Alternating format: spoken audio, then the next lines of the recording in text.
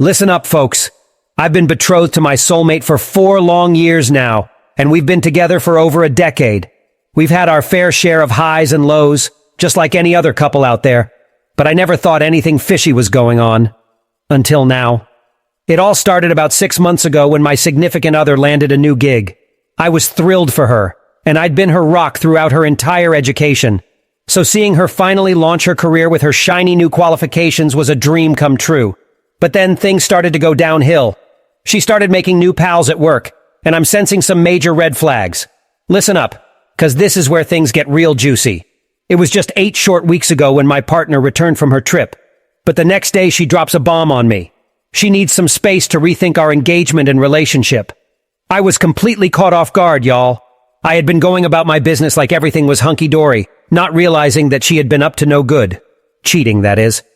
I begged her to stay, and even offered to go to counseling with her, but she was adamant that she needed to get away and crash at her sister's pad. Eventually, she did come back and said she wanted to work things out. She even said she was willing to go to couples therapy with me.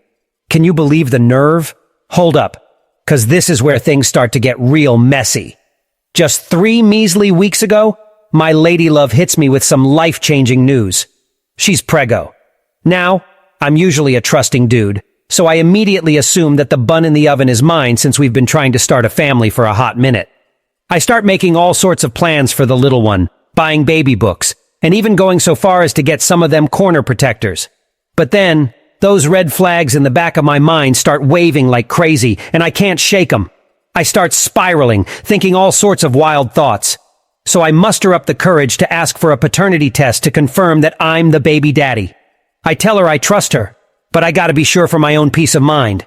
Well, let me tell you, she was not pleased.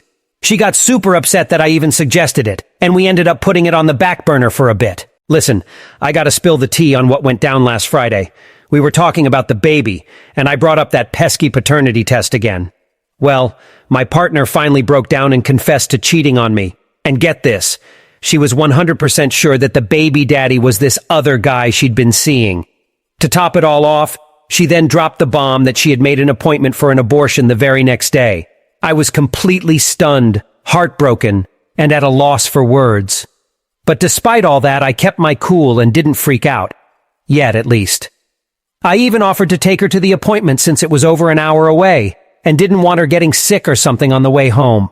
Man, I can't even put into words how messed up this whole situation is. I can't even begin to tell you how much my world was rocked when she dropped this bombshell on me. Turns out, she met this guy on her beach trip and had sex with him not once, but twice. Who knows if there were more times? She's not exactly trustworthy at this point. And get this.